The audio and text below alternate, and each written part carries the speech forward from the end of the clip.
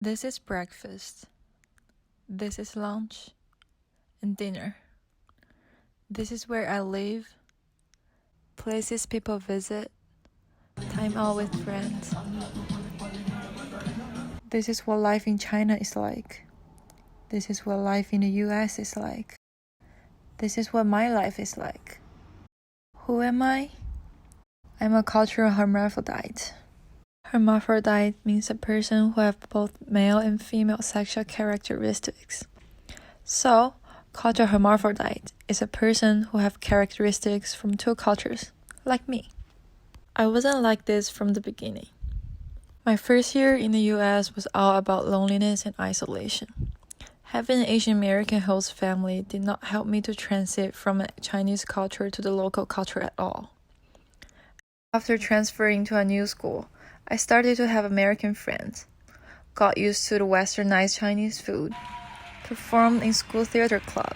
Eventually, I felt comfortable going to a dance party, cheering for strangers, having fun at a bonfire event. Seriously, the girl who always sit aside hesitate to express herself would never imagine one day she would running around a bonfire with only underwear on. Assimilating to the local culture made me a more confident person, but it also rose a huge problem. I found myself living on the edge of two cultures. When I went back home for summer, my grandmom can't stand me having Cheerios with cold milk, because she thinks cold drinks are not good for girls. My parents don't know why going into my room offends my privacy. My friends think speaking Chinese mixed with English words is showing off. You're just there for study. You're gonna remember you're a Chinese after all. People keep reminding me this. On the other hand, I also remain habits from Chinese culture that my American friends can't understand. I love taking selfies with cute stickers. I think friends can do everything together because it feels intimate. I always keep a distant relation with teachers because joking with teachers feel like abnormal. Especially during the incidents of Hong Kong protests.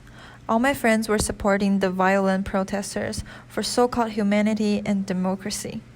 But I only saw their self-approbation of refusing to accept opinions different from them. It's a struggle to not being understood by friends around me.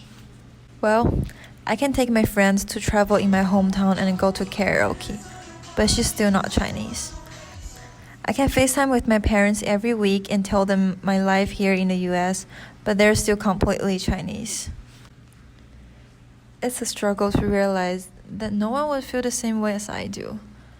It's a struggle to live on the edge of two cultures. I am a cultural hermaphrodite. I belong to two cultures, but I also don't belong to any culture. This is my struggle.